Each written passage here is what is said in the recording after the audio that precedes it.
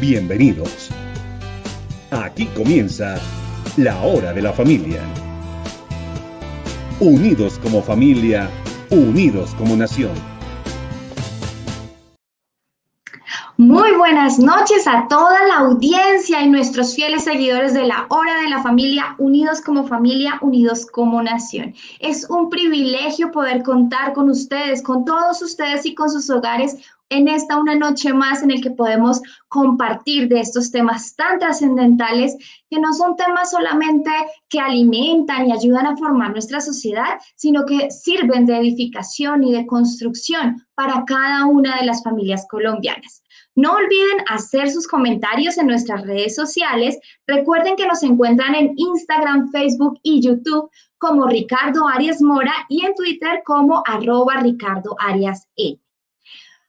Por pocos temas hay realmente en la actualidad que despierten tanto debate como el aborto. A través de los medios de comunicación se puede observar un enfrentamiento sin ningún diálogo constructivo entre dos posturas, los que están a favor de la situación legal del aborto y los que están en contra de la misma.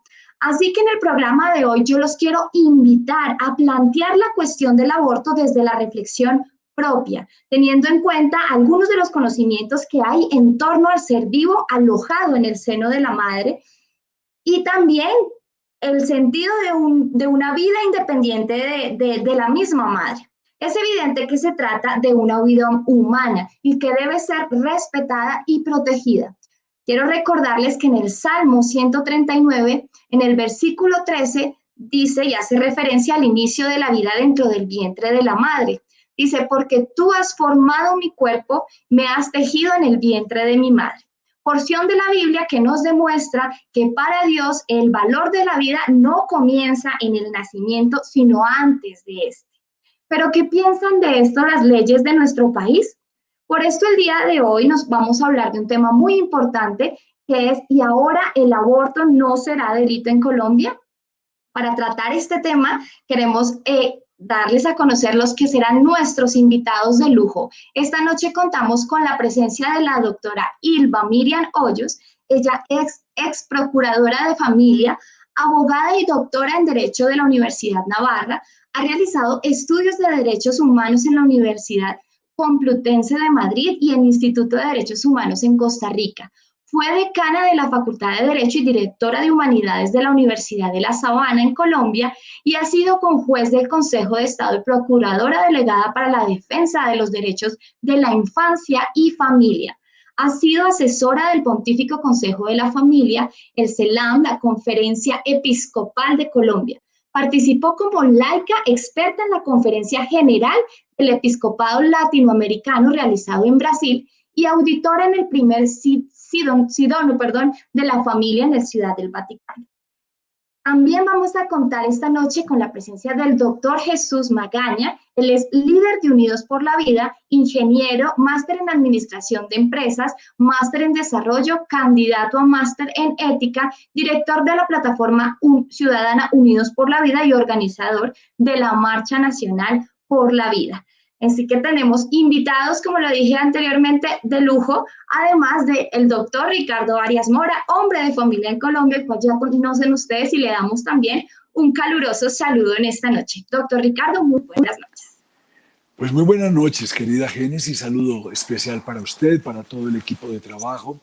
Decirles que hoy es un programa muy especial, saludar a todos los seguidores de la red, a los miles ya de seguidores en la red que muy amablemente nos siguen con mucha fidelidad cada uno de los días. Les decía que hoy vamos a tener un programa de la más absoluta seriedad, no porque los anteriores no hubieran sido, sino digamos por la trascendencia que tiene un tema como el que hoy vamos a tratar, y por eso quisimos acompañarnos de personas, de líderes indiscutidos, de hombres y de mujeres formados y formadas precisamente en la defensa de la vida.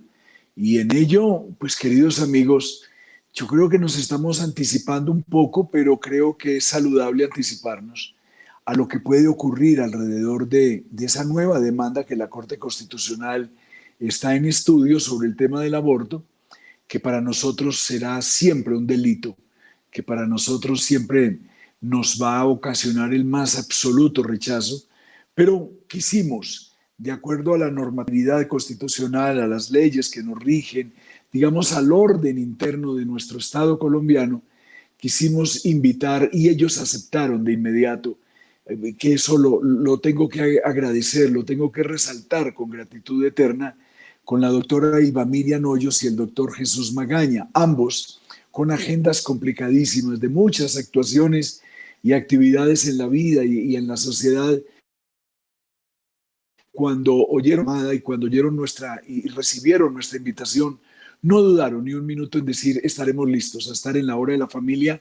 Por lo tanto, en mi caso es muy honroso y creo que ya están en el estudio la doctora Ilva Miriam Hoyos, ex procuradora general de la familia, delegada en la familia, y el doctor Jesús Magaña, también un luchador, un defensor de la vida a ultranza, organizador de 14 marchas por la vida en Colombia y para nosotros una persona también muy, muy especial.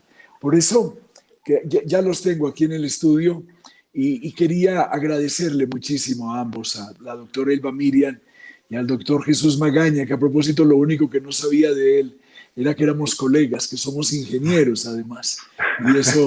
Y eso me ha gustado, me ha parecido una muy buena coincidencia o diosidencia, como decimos nosotros. Pero tenemos que empezar por donde se debe, por saludarlos y por agradecerles en el programa y por supuesto permitirles también, tanto a la doctora Ilva Miriam como a Jesús Magaña, pues el saludo a nuestros seguidores. Doctora Ilva Miriam, en nombre de la Hora de la Familia, bienvenida a nuestro programa. Ricardo, buenas noches. Mi saludo cordial para toda la audiencia de este programa, La Hora en la Familia. Qué importante rescatar en esta hora de ahora la familia, mucho más en medio de esta situación tan compleja que hemos vivido y que seguimos viviendo en medio de esta pandemia. Yo creo que uno de los valores que se ha rescatado de las relaciones que nos han invitado a pensar lo que somos es familia, somos seres familiares. Y creo que eso especialmente debe ser resaltado. El Estado colombiano y el Estado en general no tendrá cómo pagarle a la familia. Ha sido protectora, ha sido hospital, ha sido defensora de la vida, ha sido lo que de una u otra forma el Estado ni la sociedad han podido hacer. La familia ha sido fuente de vida y tenemos que verlo de esa manera. Claro que hay problemas en la familia, pero eso nos compromete mucho más a trabajar por ella. De acuerdo. Por eso me complace participar, Ricardo, te saludo a ti también, Jesús, en este programa, donde creo que en familia, como seres familiares, tenemos que pensar de nuevo sobre lo que somos y sobre lo que de una u otra forma se nos está invitando a construir en una sociedad que si es defensora de los derechos humanos debe ser defensora de la dignidad del no nacido. Mi saludo y mi disponibilidad, tú bien lo has dicho, pues recién nos hablamos hace unos 4 minutos, pero creo que frente a llamadas, y el hombre también es un ser llamado, los que tenemos fe sabemos que somos llamados y somos llamados desde la eternidad.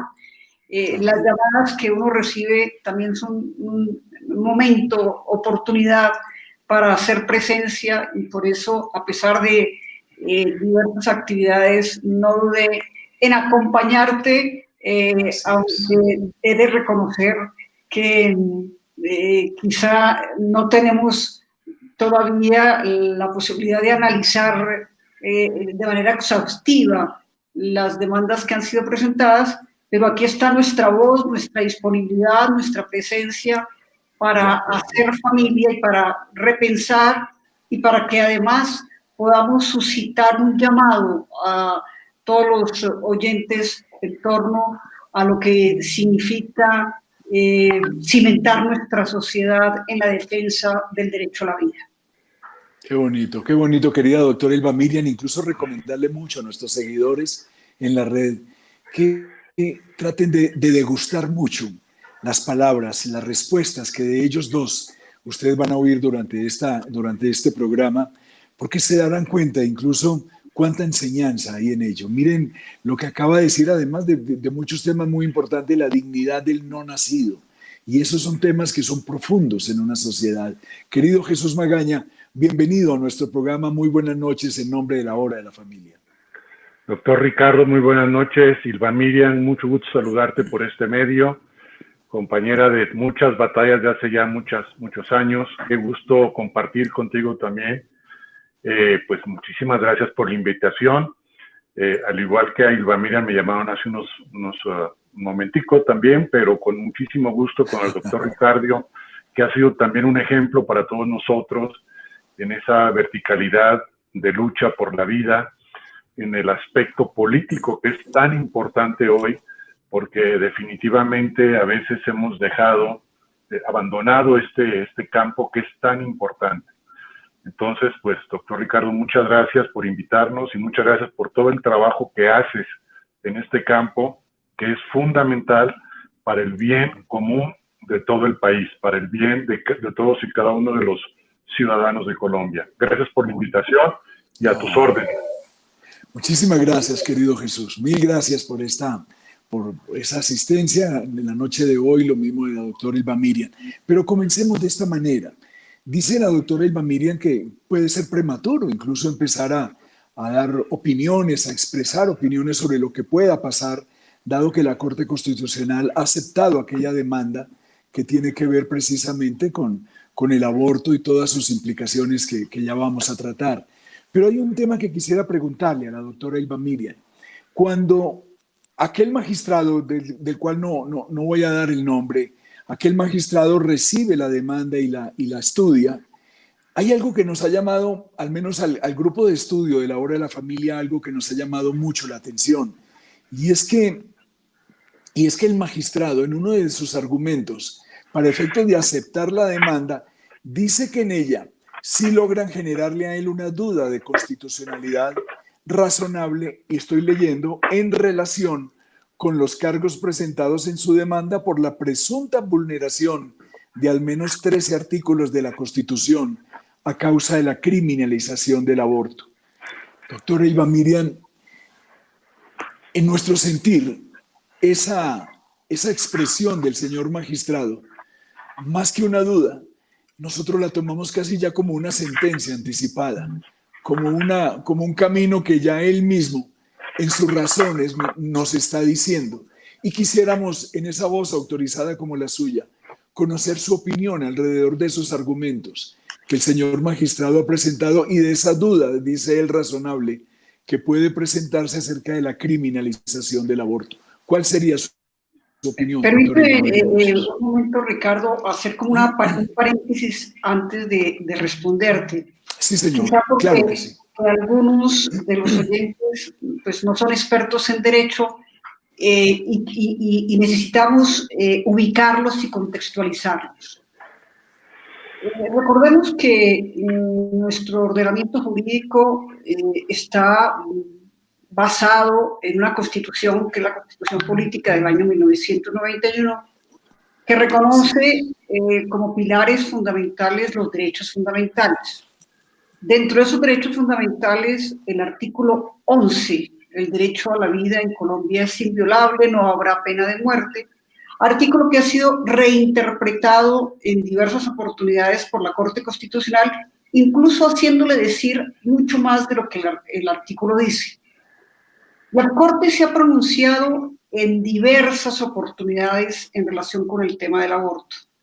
Y lo ha hecho tanto en sede de constitucionalidad como en sede de tutela. Me explico. En sede de constitucionalidad, la Corte, ¿cuándo se pronuncia? Cuando se le presenta, como ahora, una acción pública, todo ciudadano, además nosotros tenemos, es una de las grandes novedades del derecho constitucional desde el año 1910, la posibilidad para que cualquiera, eso no existe en todos los países, para que cualquiera pueda presentar ante la Corte una demanda porque considera que una norma es contraria a la Constitución. Nosotros seguimos un poco el tema de la pirámide kelseniana, que hay principios, tratados internacionales, Constitución, y de ahí se derivan una serie de normas que deben estar ajustadas, que deben estar conforme al texto constitucional. Esas son las demandas de constitucionalidad.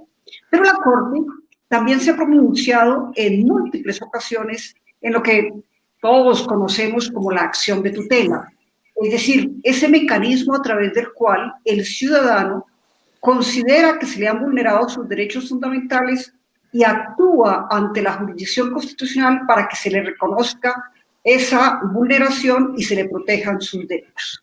Entonces, tenemos decisiones de la Corte que se han ubicado en el ámbito del control de constitucionalidad y otras en el ámbito de las acciones de tutela. ¿Y por qué digo esto? Porque hacer seguimiento de la jurisprudencia de la Corte en materia de aborto no resulta fácil, por la multiplicidad de pronunciamientos que se han proferido. Y podríamos decir que desde el año 1994, después en 1997 y finalmente en el 2006, la Corte Constitucional se pronunció sobre temáticas del aborto tanto en sede de tutela como en sede de constitucionalidad.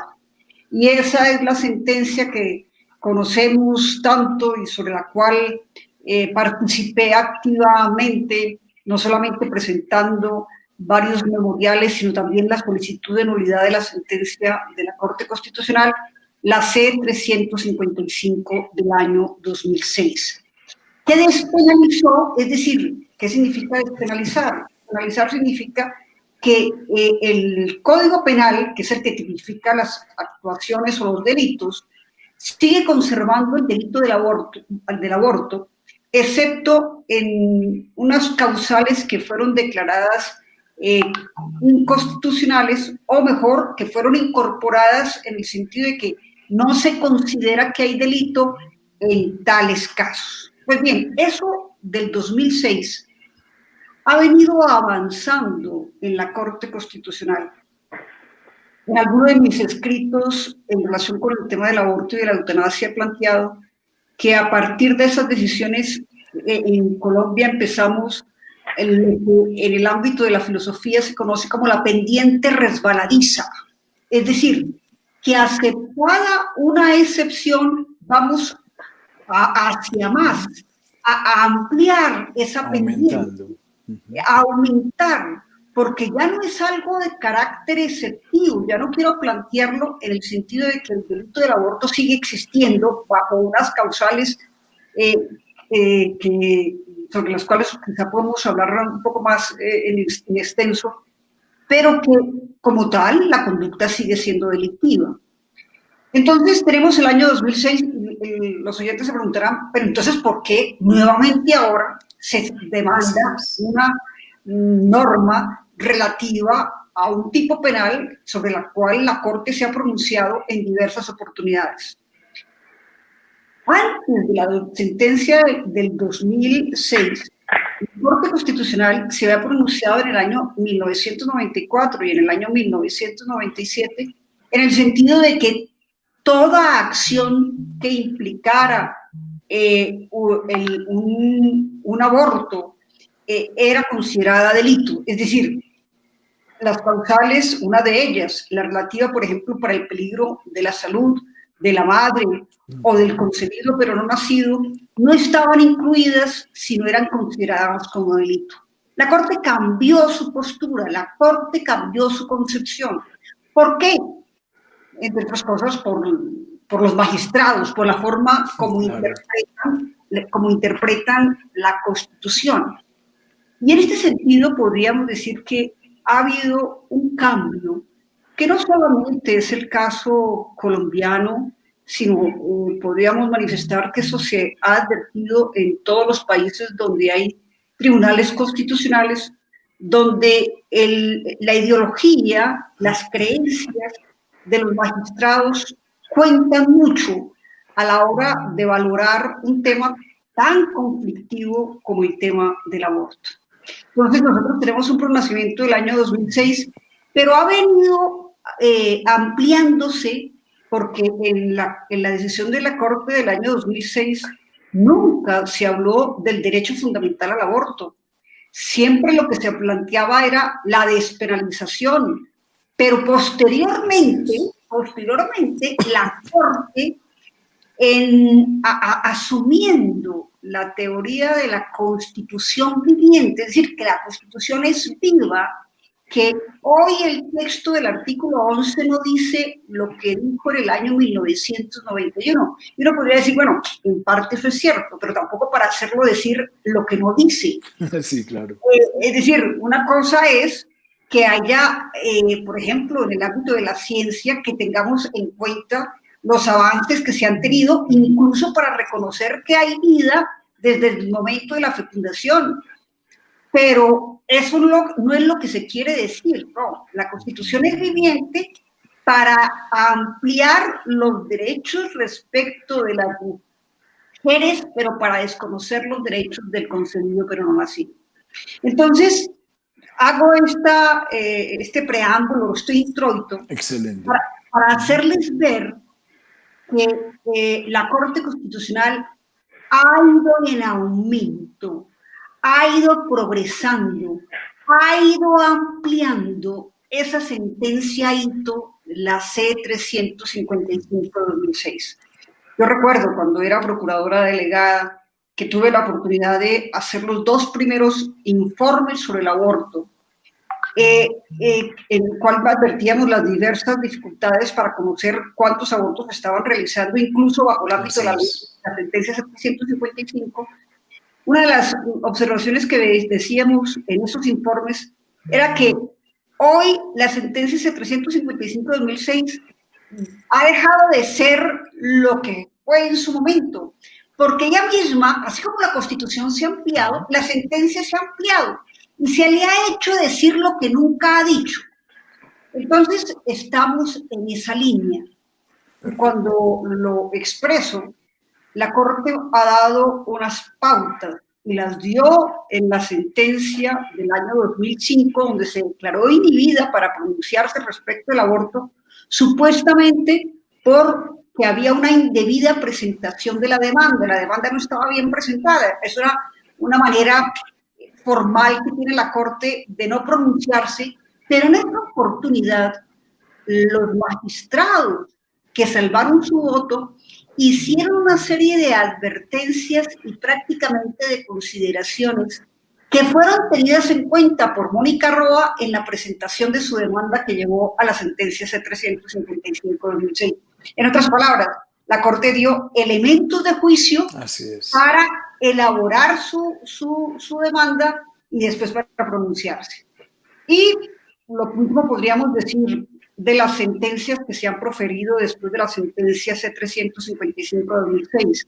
Por lo tanto, respondiendo a tu pregunta y teniendo en cuenta el texto que tú has leído, en alguna forma hay una cierta sospecha que ya uno le plantea que el magistrado tiene una preconcepción.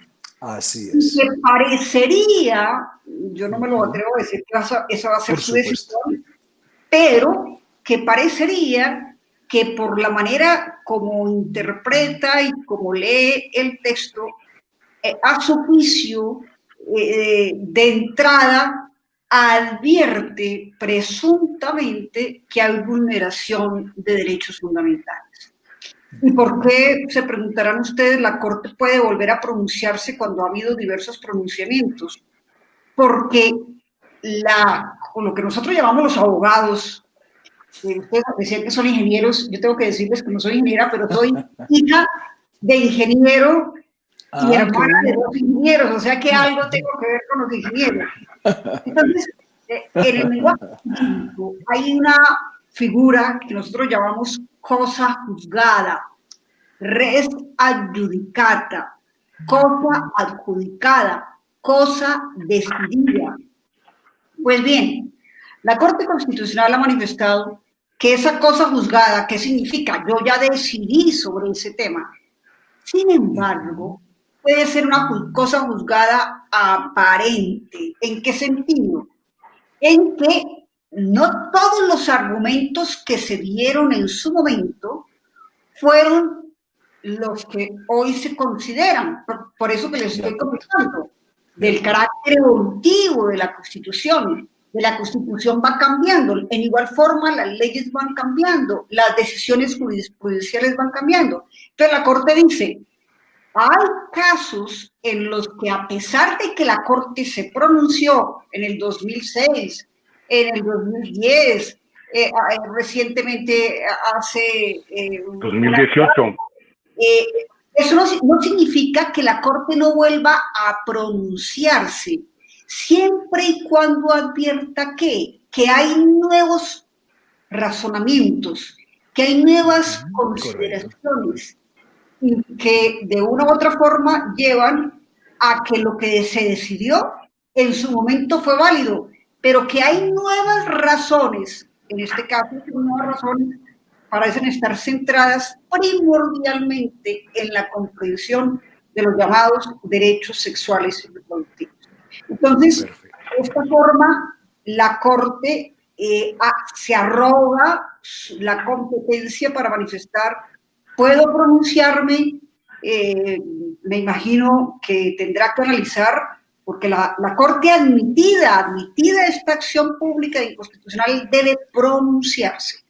¿Por qué? Correcto. Porque el servicio de la Administración de Justicia es un servicio público, sobre el cual los magistrados no pueden decir acepto pronunciarme o no. Se pronunciará en un sentido o en otro, pero sí ya es un poco lo que tú has leído, el párrafo que has leído, Ricardo, advierte los temas sobre los cuales hay cierta resonancia de la Corte y por el magistrado que ha sido y es el ponente, uno advertiría que hay cierta afinidad ideológica con los demandantes o las demandantes, aunque eso no significa que no haya que continuar el proceso constitucional. Así es. Y incluso, apreciado Jesús Magaña, si eso es por el lado del magistrado con esta intervención que acaba de hacer nuestra muy querida doctora Ilva Miriam Hoyos, si esto es el camino del magistrado, la organización Causa Justa es aquella que ha venido liderando esa demanda, o liderando no, presentando esa demanda contra la criminalización del aborto, pero ella también aduce dentro de sus razones la violación de los derechos a la salud, a la igualdad, a la libertad de profesión y a la libertad de conciencia. ¿Cuál puede ser el concepto suyo acerca de estas razones que los han llevado a ellos a presentar esta demanda? Bueno, este movimiento que se conoce como causa justa, yo diría más bien que es la causa injusta por antonomasia. Son la causa injusta porque van por la muerte del ser más inocente que requiere la mayor protección y que espera la mayor protección, y sabemos todos que el lugar más seguro en la tierra, mientras pasamos por aquí, el tiempo que nos toque vivir, es el vientre de nuestra madre. Y ahí precisamente se está generando ahora el lugar más peligroso en la tierra. A ver, ¿qué es lo que hay aquí detrás? Yo quisiera también hacer un poquito una composición del lugar, como muy generosamente nos ha relatado Ilva Miriam. Así es. Lo que vimos en el 2006 fue una manipulación política y manoseando la Constitución y lo jurídico. Yo soy testigo de la lucha inmensa que realizó Ilva Miriam junto con muchos juristas, en donde lograron demostrar con hechos fehacientes que era inconstitucional el despenalizar el aborto. Yo me recuerdo que en aquella época hubo tanto una acción de tipo civil, de tipo de movilización ciudadana, como de tipo jurídico. En la parte jurídica recuerdo la cantidad de intervenciones de amicus curiae que convocó Ilva Miriam. Yo no lo mido por el número de páginas, sino ya lo mido por altura de los documentos. Medía como 2 metros la cantidad de documentos que se presentaban a la Corte. Y en la parte ciudadana hicimos una movilización de tal magnitud que se lograron intervenciones ciudadanas, más o menos 4 millones de intervenciones ciudadanas. Uno dice 4 millones muy rápido, pero 4 millones significó llevar 2 camiones de hojas, digamos, con las intervenciones ciudadanas. Literalmente ya no cabían en la Corte Constitucional. Hubo, repito, una movilización ciudadana muy fuerte y al final, yo me recuerdo la gran movilización por la vida que se hizo el 2 de abril, en donde se movilizó, yo creo que 1 millón de personas, tú te acordarás, Silva Miriam, el 2 de abril del 2006, en donde en Bogotá, nada más, yo creo que en el caso de Bogotá ha sido la segunda marcha más grande de la historia, quizás superada solamente por la marcha que se hizo contra las FARC en el 2008, pero esa del 2006 fue fantástica. Y sin embargo, 4 de los 9 magistrados fallaron a favor de la despenalización. ¿Cómo explicar eso? Realmente no fue una argumentación jurídica. El sustento de ese fallo, y Elba Miriam me corregirá, ella sí es abogada, yo apenas trato de ser un aprendiz aquí, le sigo siempre en la pista a Elba Miriam, pero al final el fallo en esencia decía, sí, hay vida humana, sí existe la vida humana, pero hay 2 derechos en colisión, el de la madre y el del niño o esa vida humana en gestación. Y ante esos 2 derechos me voy por el derecho de la mujer, que lo considero de mayor valor, calidad, y entonces autorizo que el derecho del de menor calidad, digámoslo así, sea violado, o sea, se elimine su vida. Entonces estamos asistiendo aquí a una resurrección de la ideología nazi en su más pura expresión. O sea, yo puedo utilizar y puedo manejar la vida porque en mis argumentaciones pues puedo hacer unas distinciones de quién es más digno y menos digno. Con esta mentalidad estamos arribando a cualquier cantidad de barbaridades. El día de mañana a la Corte se le puede ocurrir que las personas de tales características, de tal color de piel, de tal altura, de tal ideología o de cualquier cosa, pues sus derechos son limitados e inclusive puede ser absolutamente eliminados. O sea, es una situación muy grave la que vimos en el 2006. Por eso se generó todo el movimiento que tú conoces, Ricardo, y has mencionado, de estas marchas por la vida que han venido increciendo. En la última ocasión se movilizaron 70 ciudades del país, con miles de personas en la calle.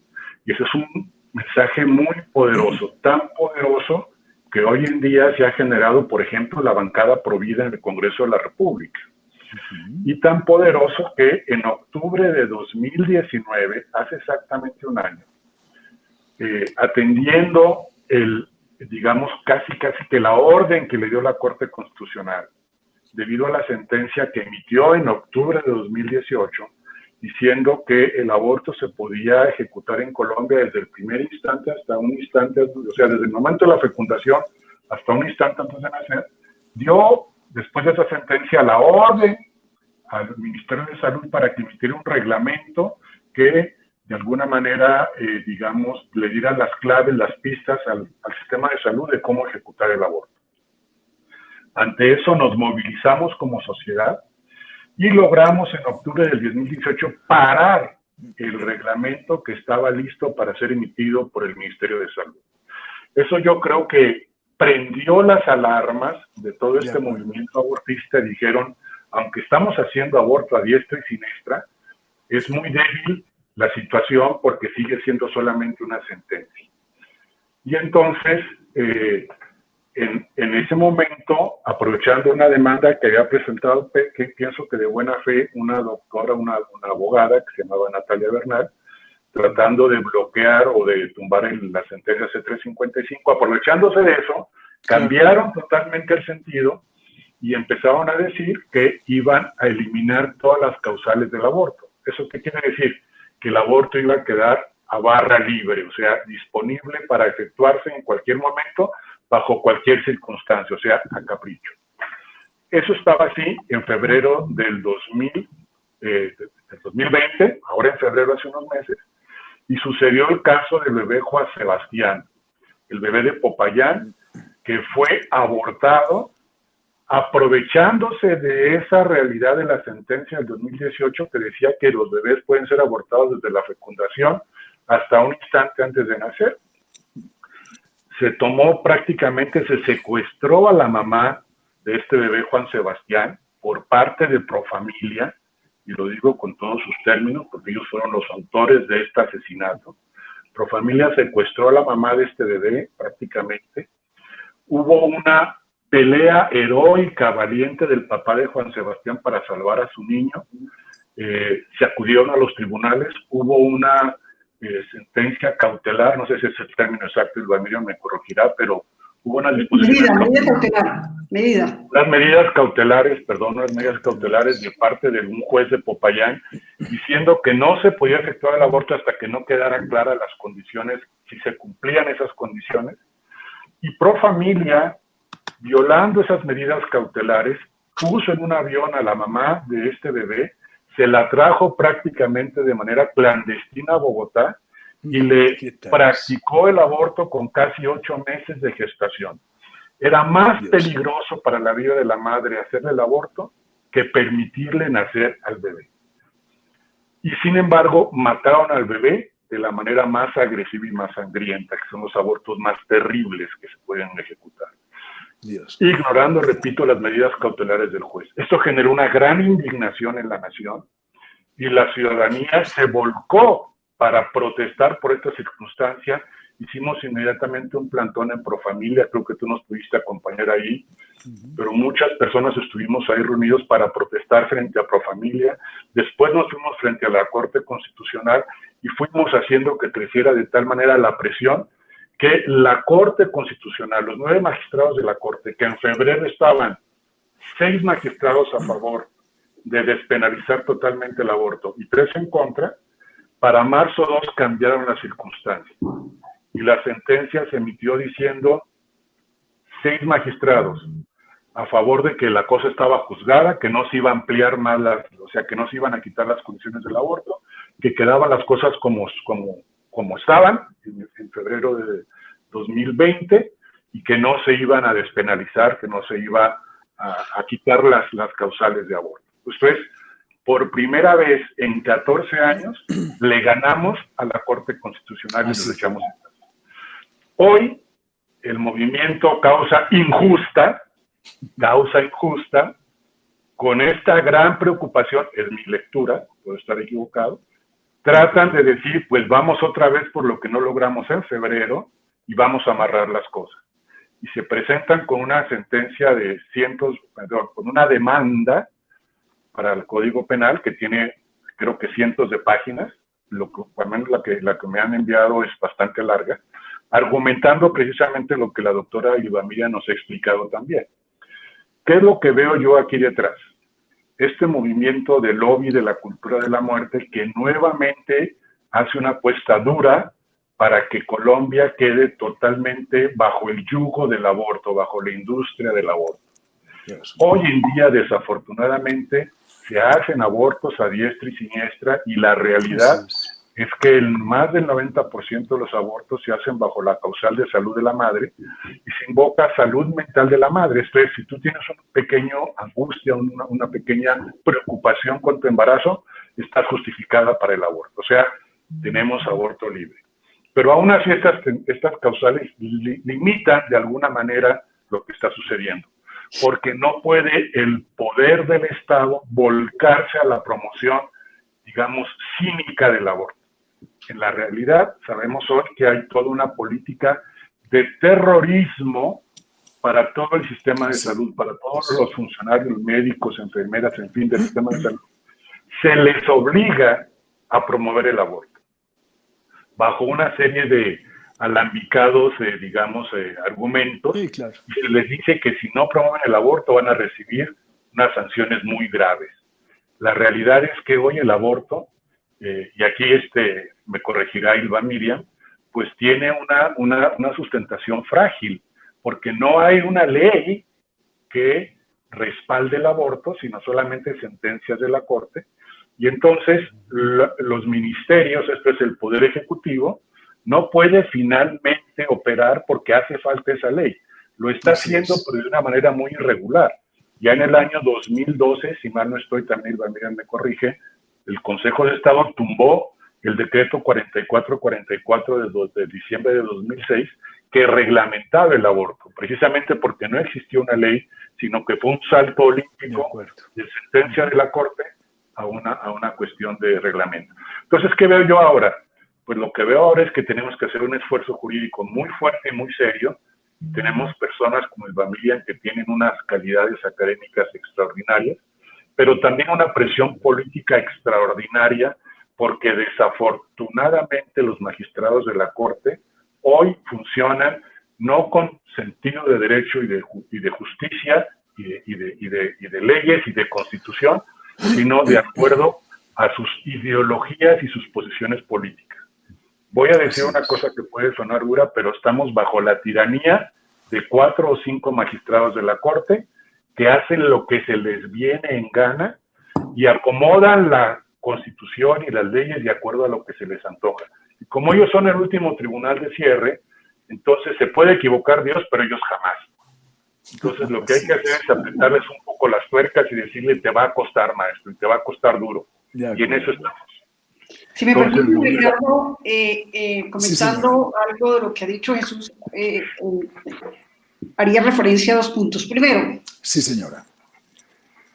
Hacen mención, y lo has dicho de una manera incisiva, Jesús, de ese eslogan de causa justa, como si nosotros estuviéramos defendiendo una causa injusta. Es decir, esa terminología hace ver, y desafortunadamente tenemos que reaccionar porque nos están quitando las palabras, nos están quitando las razones para plantear que lo nuestro es inconstitucional, que lo nuestro es injusto. Incluso fíjense que ya no es un tema meramente legal. La causa injusta hace referencia a una consideración más de carácter antropológico y de ético. Aquí, cuando ellas quieren plantearse como una causa de justicia, nos hacen como aparecer a los que defendemos la postura contraria como defendiendo una causa injusta. Y esta es una primera percepción que hay que aclarar. Tenemos todo el derecho para defender constitucionalmente, no solamente desde una consideración de fe, sino constitucionalmente, jurídicamente, ante las instancias previstas en el Estado, entre otras cosas la Corte Constitucional, la legitimidad de las tesis que nosotros defendemos, que además no han sido del todo extrañas tampoco a la Corte Constitucional. Nosotros no estamos defendiendo una postura injusta ni tampoco una postura inconstitucional. No nos pueden hacer pensar que aquellos que de una u otra forma nos hemos dedicado la vida a estudiar ya no logramos entender el derecho porque profesamos unas concepciones religiosas. Tenemos el derecho legítimo a defender la vida porque además nuestra Constitución reconoce el derecho a la vida de manera inviolable, pero por otro lado, también reconoce el derecho de libertad religiosa y en ese sentido, mal haríamos en ocultar y en callar argumentos que de una u otra forma también permiten defender la vida humana. Segundo punto que quisiera comentar de lo que ha dicho Jesús. Por supuesto. En la sentencia del año 2006, que de alguna forma cita el fallo de los Estados Unidos de Roe versus Wade, se plantea el siguiente argumento en síntesis, para que ustedes adviertan el desequilibrio. Dice, el tema del aborto tiene que ver con el no nacido y tiene que ver con la mujer embarazada. Pero, ¿cómo ponderamos estos sujetos y estos derechos?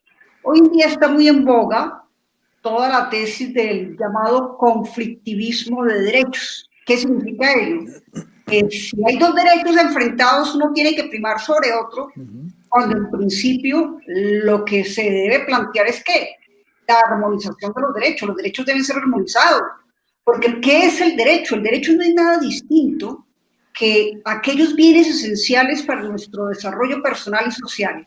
El derecho hace referencia a bienes constitutivos del ser humano que le permiten vivir conforme a su dignidad, pero también vivir en el ámbito de la vida social. El derecho no es una invención extraña al ser humano. El derecho es una realidad de carácter ontológica que está en alguna medida explicada desde la antropología y de la interrelación. Pues bien, a partir de un presupuesto de desequilibrio, tengo que generar el desequilibrio. Tengo que plantear que hay una desigualdad para optar por uno u otro. Entonces, la sentencia que dice, equivocadamente dice, el no nacido es cierto que tiene una vida que debe ser susceptible de ser protegida, pero esa protección no constituye propiamente derecho a la vida, sino un valor. Protejo el valor de la vida, pero no protejo el derecho a la vida. ¿Por qué? Porque dice la Corte, el concebido pero no nacido no es persona, no es sujeto de derechos y por lo tanto lo que yo estoy protegiendo no es el derecho como tal, sino el valor de la vida. Entonces, fíjense ustedes que ya no hay relación de equilibrio, de armonía, porque la mujer es persona, es sujeto titular de derechos, mientras el concebido pero no nacido está en una situación de desigualdad porque no tiene el derecho a la vida, sino tiene simplemente el valor de la vida que puede ser protegido, pero no en igual forma que el derecho. Esto lleva a que la sentencia le dé una prevalencia a los derechos de la mujer, pero no es que niegue los derechos del no nacido, es que no los acepta, porque simplemente lo que considera es que debe proteger un valor, y el valor respecto del derecho no tiene la misma protección. En la sentencia del año 2018, la Corte va un poco más allá. No puedo hacer todo ese desarrollo jurisprudencial que ya les he dicho, que la Corte va llevando a incluso afirmar que se trata de un derecho fundamental, el derecho fundamental al aborto. Eso nunca se dijo en el año 2006, pero la Corte lo ha ido aumentando y lo ha ido ampliando. Pues bien, el argumento que se utilizó en la sentencia del año 2018 va un poco más allá, porque utiliza incluso, aquí en esto hay un manejo que de una u otra forma no es ajeno a los movimientos, eso ya lo ha comentado Jesús, a los movimientos políticos de las ideologías que se están defendiendo a nivel internacional. Y el sistema interamericano de derechos humanos pues también ha defendido de una manera parcializada todo este tema del aborto y ha interpretado, a mi juicio indebidamente, incluso malinterpretando, para no decir falsear, pero malinterpretar la Convención Americana, específicamente lo que hace referencia a que la vida inicia desde el momento de la concepción. Esa convención tiene un artículo especialmente importante, que además corresponde a la tradición jurídica latinoamericana. En Latinoamérica existe una especial referencia y protección al concebido pero no nacido. El Código Civil chileno, del cual nosotros nos inspiramos, reconoce de una manera novedosa para las codificaciones civilistas de América Latina que persona es todo ser humano, cualquiera que sea su estirpe, su condición. Es decir, hace una sinonimia entre ser humano y persona. En igual forma, la Convención, siguiendo la tradición jurídica latinoamericana, en su artículo primero manifiesta lo siguiente: para los efectos de esta Convención, persona es todo ser humano. Aquí no hay distinción de si es nacido o no nacido, no, es todo ser humano. Pues bien, la Comisión y la Corte Interamericana han reinterpretado también la Convención para manifestar que por un lado la concepción no es lo que nosotros entendemos por concepción, sino que la concepción hace referencia a la anidación del óvulo fecundado y que por lo tanto hay una etapa en la cual, desde el momento de la fecundación hasta que se da la anidación, en que estamos en presencia de un ser humano, pero no de una persona. Entonces, le niega la condición de persona al concebido pero no nacido. Negada la concepción de persona al concebido pero no nacido, desde un punto de vista no solamente civil, sino constitucional, ¿a qué conclusión se llega? Pues tengo que proteger a quien es persona y a quien es titular de derechos. Así es. Y la novedad que se plantea en esta nueva demanda, que en alguna forma ya está presente en las otras decisiones de la Corte Constitucional, hace referencia a que se utiliza específicamente la referencia a los derechos, a los llamados derechos sexuales y reproductivos. Y específicamente se menciona, por un lado, la ley 1257 del año 2008, que es la de la violencia contra la mujer, y otra ley sobre el tema de la violencia sexual en el ámbito del conflicto armado, que utiliza la expresión derechos sexuales y reproductivos. Pues bien, a nivel internacional no existe ningún tratado internacional, no existe ninguna convención que reconozca el aborto como un derecho fundamental.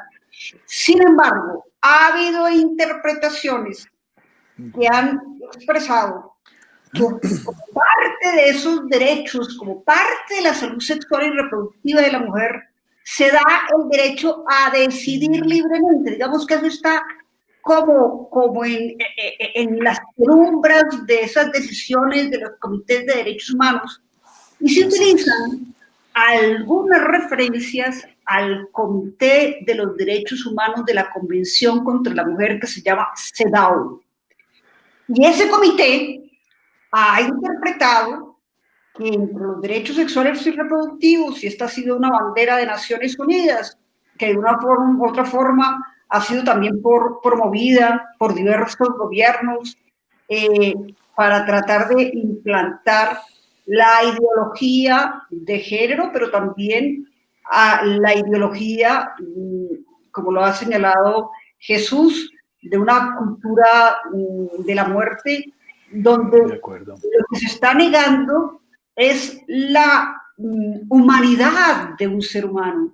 Si los derechos humanos tienen como fundamento que todo ser humano lo tiene, el entrar a desconocer que hay humanidad en un ser humano nos lleva además a una contradicción. A los animales les reconocemos su carácter de vivientes, y como vivientes hay toda una corriente jurídica que manifiesta que son titulares de derechos fundamentales. Pues bien, los animales son titulares de derechos fundamentales, y no solamente los animales, los ríos. Hay sentencias de la Corte Constitucional sí, claro. Los tribunales, el Consejo de Estado ha reconocido derechos fundamentales a los ríos. Pues bien, los ríos son expresión de vida, pero es que el río no es una persona, no es un ser humano. Entonces, aquí lo que estamos negando no es nada más ni nada menos que ¿quién es el ser humano? ¿Qué le corresponde al ser humano? ¿Qué le corresponde como derechos? Los derechos, lo decía, suponen una antropología, suponen una concepción a través del cual el derecho es para la persona y por la persona. Negarle a un ser humano la condición de viviente humano y por tanto derechos fundamentales es negar que los seres humanos seamos iguales, y es determinar que unos sobre otros decidimos quién vive o quién muere. Eso es un totalitarismo. Eso es negar no solamente nuestras creencias religiosas, también nuestras creencias religiosas, pero también negar toda consideración respecto de lo que significa la conciencia jurídica de lo que es derecho, de lo que significa el ser humano, de lo que significa la dignidad. Y así, de una u otra forma, estamos estructurando un derecho de exclusión. Estamos estructurando que unos decidan sobre otros. Ya son los concebidos pero no nacidos, pero también son los enfermos terminales, pero también entre nosotros se ha llegado a defender la tesis de que los niños, incluso menores de edad y menores de 12 años, pueden decidir si deciden o no vivir si se encuentran en una situación terminal a través de la llamada eutanasia infantil. Es decir, estamos en una sociedad esquizofrénica que ha terminado por negar al ser humano, ha terminado por negar no la concepción que tiene Ricardo Arias, ni Jesús Magaña, ni Ilva Hoyos sobre la vida, no la concepción que tenemos sobre el derecho, sino negarnos la condición de seres humanos. Muchas gracias. Que nos tiene que hacer llevar a pensar cuál es la sociedad del presente y del futuro que estamos consiguiendo. ¿Hasta qué punto esa es la reflexión. Estamos planteando, no, aquí no estamos planteando privilegios de religión, pero yo como católica tengo el derecho a defender mi concepción religiosa, pero también a defender mi concepción sentada en el humanismo, sentada en la dignidad humana. El artículo 1 de la Constitución colombiana establece que Colombia es un Estado democrático, social, de derecho, y después viene una coma y dice, fundada en el respeto de la dignidad humana. Pues bien, el respeto de la dignidad humana nos lleva a admitir que donde hay un ser humano tenemos que reconocer que hay vida y que debe ser protegida. Miren qué belleza. Incluso, queridos amigos, cómo extraño en mis años de senador, cuando una sesión ordinaria la podíamos transformar en sesión permanente. Hoy es de esos días en que un programa de estos lo debíamos declarar también un programa permanente, o sea, que lo podamos extender en su tiempo. Pero lamentablemente nuestra hora de la familia ha concluido. Imagínate, entonces... Ricardo. No, imagínate, y además con tantas preguntas, ustedes oyeron un diálogo tan lleno, tan exquisito, tan profundo además, y lleno del mejor conocimiento. Querido Jesús Magaña, doctora Ilva Miriam Hoyos, en nombre de la hora de la familia, nuestra gratitud eterna. Que Dios los bendiga y gracias por ser defensores de la familia. Defendiendo la familia. Claro, defensores de la vida, de la familia y de la sociedad. Mil gracias, Jesús, mil gracias. A todos, muchas gracias. Feliz noche y hasta otra oportunidad. Gracias, muy amables a ustedes. Queridos amigos, muchísimas gracias. Ustedes oyeron tanta profundidad, tanto conocimiento. Yo estoy feliz con este programa. Creo que este es de esos programas que merece una repetición por las enseñanzas, por la profundidad, por el conocimiento, por la dimensión y, sobre todo, por las conclusiones aquellas que nos llevan siempre a pensar, tenemos que ser unos ciudadanos que defendemos la vida, la familia y la sociedad. Y punto. Muy buenas noches a todos.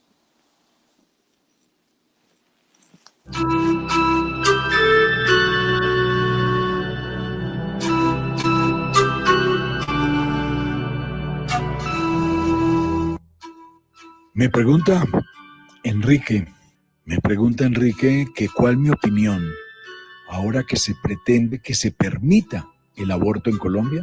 Ay, apreciado amigo, aquí sí le diría que vamos por partes y permítame segmentarle su pregunta para poderla contestar. Es cierto que la Corte Constitucional ha aceptado días atrás estudiar una demanda para que el aborto no sea un delito cualquiera, sea su tiempo o su razón.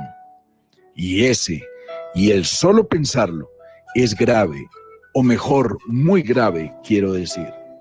Pero si de gravedad se trata, la postura expresada por el magistrado a cargo, cuando expresa, atención, que los argumentos de los demandantes, dice él, le logran generar una duda de constitucionalidad razonable en relación con los cargos presentados en la demanda por su presunta vulneración de al menos 13 artículos de la Constitución, a causa de la criminalización del aborto.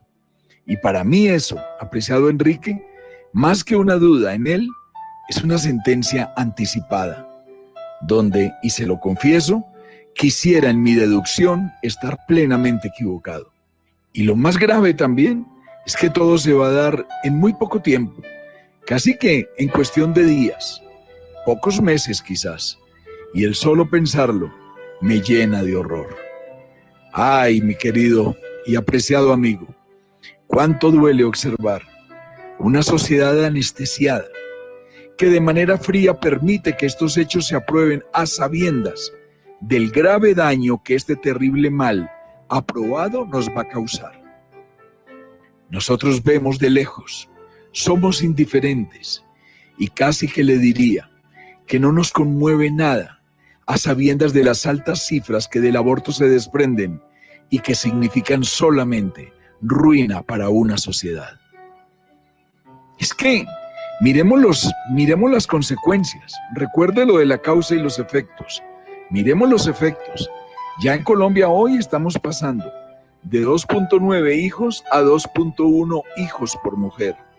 ¿Y sabe esto qué quiere decir? Que la llamada fecundidad de reemplazo se va a detener. Nuestra población dejará de crecer.